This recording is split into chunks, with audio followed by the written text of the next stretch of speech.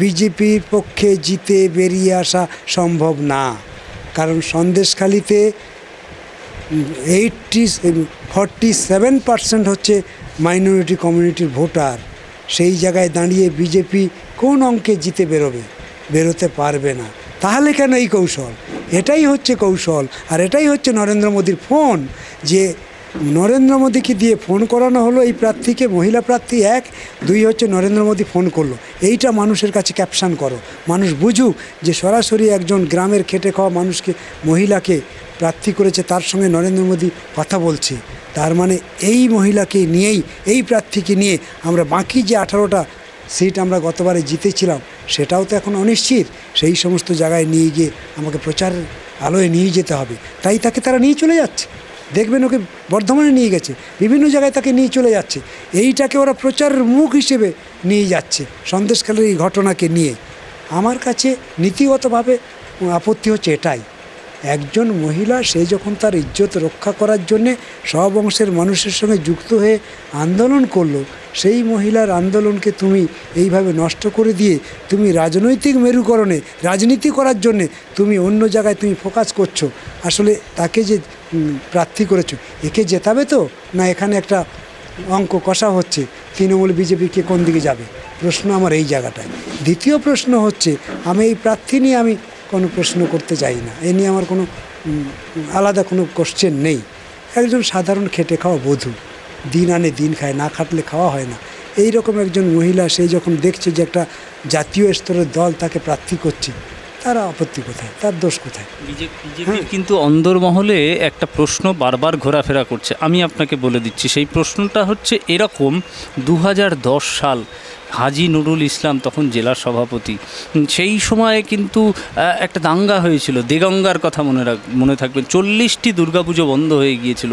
সেই দায়ও কিন্তু বুদ্ধদেবের সরকারের উপর বিজেপি চাপিয়ে দিচ্ছে। আপনারা দেখবেন যে দেগঙ্গার কথা যেমন বললেন, বসিরহাটেও কিন্তু সেরকম ঘটনা ঘটেছিল। আসলে এই সব বিষয়ে আমি আপনাদেরকে একটা পরিষ্কার কথা বলি, আমি আগেও বলেছি, সেটা হচ্ছে বসিরহাট লোকসভাটা হচ্ছে এমন একটা লোকসভা যার 4টে বিধানসভা কেন্দ্র এখন সুন্দরবনের গায়ে, হাড়োয়া, মিনাখা, সন্দেশখালী, হিঙ্গলগঞ্জ, একেবারে সন্দেশখালী লাগোয়া। এই এলাকার মানুষের জীবন জীবিকা অন্য জায়গার তুলনায় একটু আলাদা।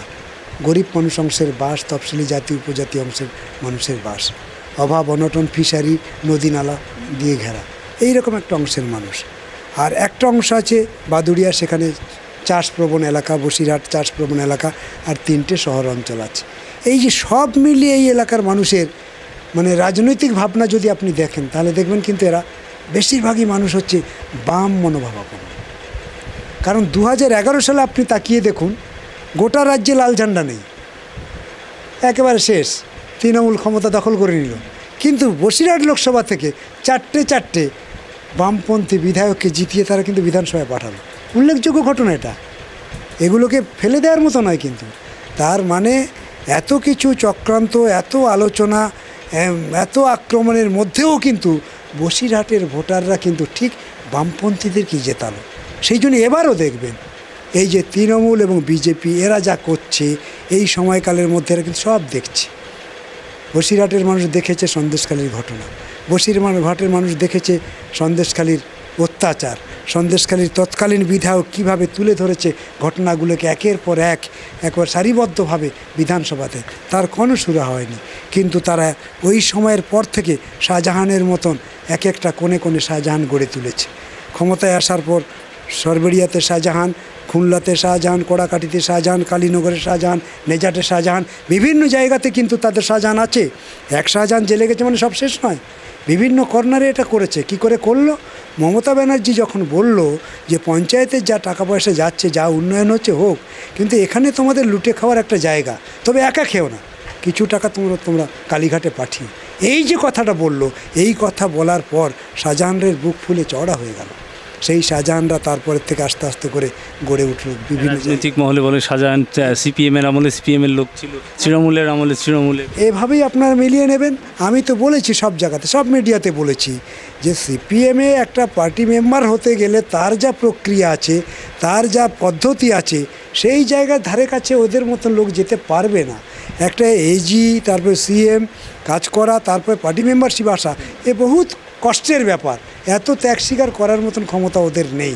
কিন্তু তবুও আপনাদেরকে বলে রাখি, আমরা তো নির্বাচনের সময় আমাদের এইসব বিধি কিছুটা টপকে গিয়ে এগিয়ে থাকা লোকদেরকে আমরা নির্বাচন কমিটিতে নিয়ে আসি। তাতেও আপনারা দেখবেন 2008-এর পরে পিছিয়ে যান, যখন সিপিএম ছিল। এরকম নির্বাচন কমিটিতে, বুথ কমিটিতে কোনো একটা জায়গাতে শাহজাহানকে রাখা হয়েছে কি না? কোনো জায়গাতে খুঁজে পাবেন না। অর্থাৎ সিপিএম কিন্তু শাহজাহানকে কোনো সময় তার পার্টির লোক বলে, পার্টির কর্মী বলে কোনো সময় তাকে জায়গা দেয়নি। অর্থাৎ এখন তৃণমূল তার দায় এড়িয়ে যাওয়ার জন্য কিছুটা সিপিএমকে একটু কালি লাগানোর চেষ্টা করছে। যখন বুদ্ধদেব ভট্টাচার্যের মতন সাধারণ মানে বিরাট বড় নেতা তাদের সাদা কাপড়ে যখন দাগ লাগাতে পারে না, এমনকি সিপিএমের কোনো নেতা কর্মীর উপর যখন দাগ লাগাতে পারে না, তখন তাদেরই প্রোডাকশান শেখ শাহজাহান, দুর্দণ্ড প্রথম নেতা, তারা যখন অ্যারেস্ট হয় তখন কিছুটা হলেও সিপিএমকে টানার চেষ্টা করে। এভাবেই কিন্তু ওরা টানার চেষ্টা করছে। সেই জন্যই সব ঘটনা বসিরহাটের মানুষ দেখেছে। আমি বলছি, এই সব ঘটনা দেখার পর এবার কিন্তু ভোটাররা বিজেপি, তৃণমূল কাউকে কিন্তু পছন্দ করবে না। আপনার ইতিমধ্যে খুলে দেখুন, মানে কান পেতে দেখুন, দেখবেন যে মানুষ কিন্তু লাল ঝান্ডার দিকে যাচ্ছে। সবচেয়ে বড় পাওনা আমাদের হচ্ছে গরিবদের লাল ঝান্ডা মিছিলটা লম্বা হচ্ছে। এইটা আমাদের বহুদিন ছিল না। গরিব গ্রামীণ সর্বহারা ক্ষেতমজুররা আমাদের থেকে কিছুটা দূরে ছিল, এখন কিন্তু তারা একদম কাছে আছে। এই বসে আছে নেতারা এখানে ওই গরিব সর্বহারাদের বাড়িতে যাওয়ার জন্য। ওরা ফোন করে ওদেরকে বলেছে যে তোমরা আজকে এসো, প্রার্থী নাকি এসেছে, আমাদের বাড়িতে নিয়ে এসো, আমরা একটু গল্প করতে চাই। এই যে গরিবদের একটা উন্মাদনা তৈরি হয়েছে গোটা রাজ্য জুড়ে। দেখবেন গোটা রাজ্যে নিরাপদ সর্দারকে অ্যারেস্টেড করা হয়নি, ও সবে থানায় বসে আছে। তখন উত্তরবঙ্গে বিভিন্ন জায়গাতে মিছিল। সেলিম তো পরে ঘোষণা করলো, ঘোষণা করার পর দেখেছেন গোটা রাজ্য জুড়ে কিভাবে মিছিল হয়েছে। ফলে গোটা রাজ্যে গরিবদের মানে ভিড় বাড়ছে লাল ঝান্ডায়। সেই জন্য আমি বলছি, এবারও কিন্তু বসিরহাটে লাল ঝান্ডাই কিন্তু মানুষ আবার শক্ত করে ধরার চেষ্টা করছে। অনেকগুলো দিন কেটে গেল, আমি একটু সংক্ষিপ্ত আকারে জেনে নেব যে এই যে বসিরহাট লোকসভা কেন্দ্রের প্রার্থী হয়েছেন আপনি, দীর্ঘদিনের এখানকার মাটি আপনার চেনা, এই বসিরহাট লোকসভা কেন্দ্রে আর কি দরকার? আমি যদি সন্দেশখালী, যে জায়গাগুলো আপনি আদিবাসী প্রবণ বললেন, প্রান্তিক অঞ্চলের মানুষের কথা বললেন, সেই জায়গাগুলোতে কীভাবে আরও ডেভেলপ করা যায়, এর কোনো রূপরেখা কি আপনি তৈরি করেছেন? আমাদের তো ভাবনা একদম পরিষ্কার ছিল। কারণ আপনি দেখবেন যে 11 সাল পর্যন্ত লোকজন সব স্কুল করার জন্য ছুটত। সবাই বলতো স্কুল করো যাতে গ্রামের ছেলেমেয়েরা পড়াশুনো থেকে বাদ না যায়। কিন্তু আজকে দেখতে পাচ্ছি গ্রামের ছেলের এই ড্রপ আউটের সংখ্যা সবচেয়ে বেশি। এই এলাকাগুলোতে প্রাইমারি স্কুল বন্ধ হয়ে যাচ্ছে, হাই স্কুলগুলোতে শিক্ষক নেই। কি করুণ দশা ভাবতে পারবেন না। আমরা এই সমস্ত জায়গাতে টপ প্রায়োরিটি দেব, কারণ শিক্ষা ছাড়া সমাজটা পাল্টানো যায় না। শিক্ষাই একমাত্র সমাজটাকে পাল্টাতে পারে। সেই জন্য গ্রামের গরিবরাও যাতে যে শিক্ষা পেয়েছিল সেই জায়গায় যাতে আসতে পারে, সেটাকে আমরা অগ্রাধিকার দেব।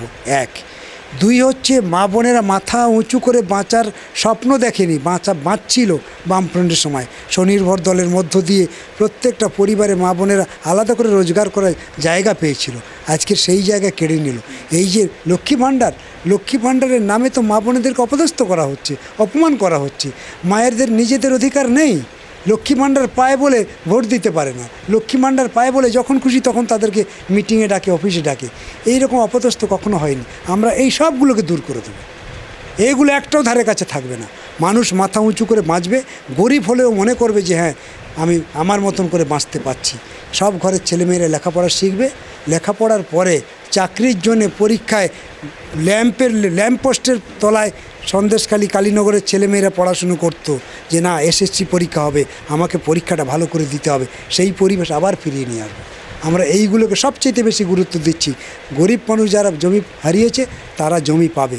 কৃষক আত্মহত্যার লাইন আর দেবে না।